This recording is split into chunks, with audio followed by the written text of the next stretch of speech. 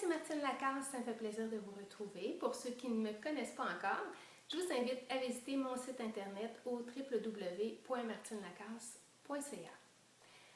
Ma vidéo conseil aujourd'hui a pour sujet la violence verbale au sein du couple. C'est un sujet qui m'interpelle et à la fois j'aurais aimé ne jamais en parler.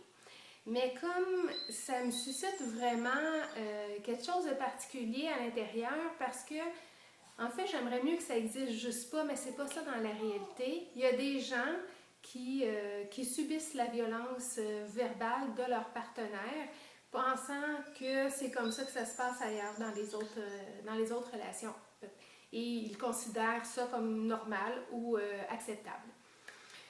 Alors, moi, ce que j'ai envie de vous partager aujourd'hui, c'est des indices pour comment reconnaître qu'il y a présence d'agression verbale dans la relation.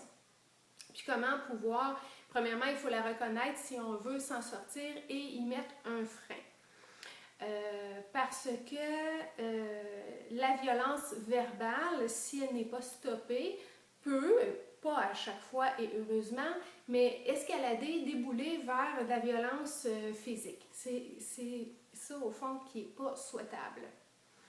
Alors, aux extrêmes de l'agression verbale, il y a deux comportements types, si on peut dire, qu'on peut reconnaître de la personne qui a des comportements, en fait, verbaux agressants. Le premier, c'est celui qui a des comportements cachés ou secrets. Et puis l'autre, c'est celui qui a des comportements qui sont plus évidents, qui sont manifestes. Fait que ces deux genres de comportements-là qui peuvent être chez la même personne ou encore, je vais vous dépeindre deux personnalités différentes, deux types différents. Donc, cette personne-là, je vous parle d'abord de la personne qui a des comportements dits cachés ou secrets. Alors, cette personne-là ou ce partenaire-là, il va sembler toujours fâché, en fait. Il va contredire constamment ce que sa partenaire de vie va lui dire, ou il va rejeter complètement ses pensées, tout ce qu'elle pense, ses opinions, il va toujours rejeter tout ça. Il va aussi la rabaisser, peu importe qu'il y ait des gens ou qu'il n'y a pas de personnes, en disant que c'est une blague puis que c'est juste pour rire.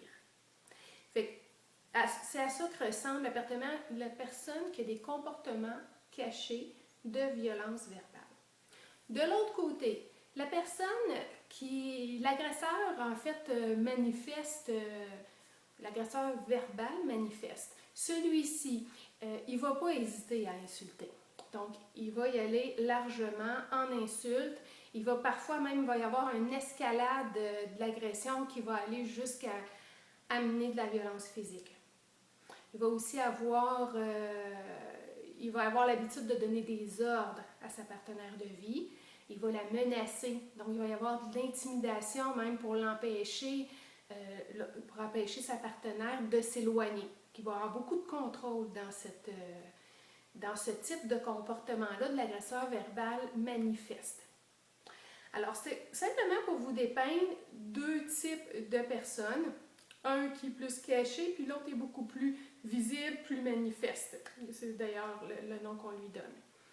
Tout ça pour amener de la lumière, puis peut-être éveiller une personne à ce qu'elle se dise « Ok, c'est ce que je vis, ça ressemble à ça. Ah oui, c'est peut-être pas adéquat pour notre relation. » C'est juste pour susciter un flash, une prise de conscience qu'effectivement, il y a des couples qui n'acceptent pas ce genre de comportements verbaux. La plupart des couples, en fait, les couples heureux n'utilisent pas ni d'insultes, ni manipulation méchante, ni de contrôle abusif. Donc, dans une dynamique de couple saine et enrichissante, l'un ne rabaisse pas l'autre et ne le contredit pas sans cesse. Il y a place à l'écoute, il y a place à l'ouverture de l'opinion de l'autre. Sur ce, si vous souhaitez aller plus loin, en savoir encore plus, n'hésitez pas à visiter mon site. Et si ça vous interpelle, vous pouvez demander une séance gratuite de 30 minutes qu'on pourra passer ensemble. Alors à tout bientôt.